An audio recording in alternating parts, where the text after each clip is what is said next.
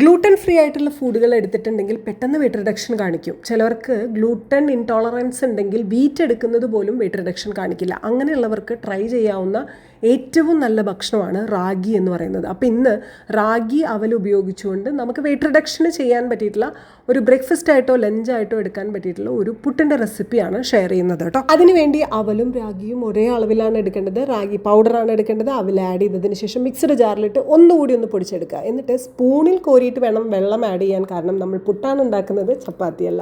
Okay, അതിനുശേഷം അത് വേറൊരു പാത്രത്തിലോട്ടിട്ടിട്ട് വെള്ളം പാകത്തിന് ചേർന്നതിന് ശേഷം സോൾട്ട് കൂടി ആഡ് ചെയ്തിട്ട് ഇതേപോലെ ഒരു പുട്ട് മേക്കറിൽ ഒരു കഷ്ണം പുട്ടുണ്ടാക്കിയെടുക്കാം. അത് പയറിൻ്റെ കൂടെ കഴിക്കാം. നമ്മുടെ റാഗി എന്ന് പറയുന്നത് ഗ്ലൂട്ടൻ ഫ്രീ ആണെന്ന് മാത്രമല്ല, ഒത്തിരി calcium, iron, fibre, B vitamins അടങ്ങിയിട്ടുള്ള ആൻറ്റി ഓക്സിഡൻറ്റ് റിച്ച് ആയിട്ടുള്ള ലോ ഗ്ലൈസമിക് ഇൻഡെക്സ് അടങ്ങിയിട്ടുള്ള ഒരു ഭക്ഷണം കൂടിയാണ്. സോ നിങ്ങൾക്ക് ഈ പുട്ട് റെസിപ്പി ഇഷ്ടപ്പെട്ടായിരുന്നോ എങ്കിൽ do like, share and subscribe. അടുത്ത വീഡിയോ ആയിട്ട് വരാം. Thank you, love you.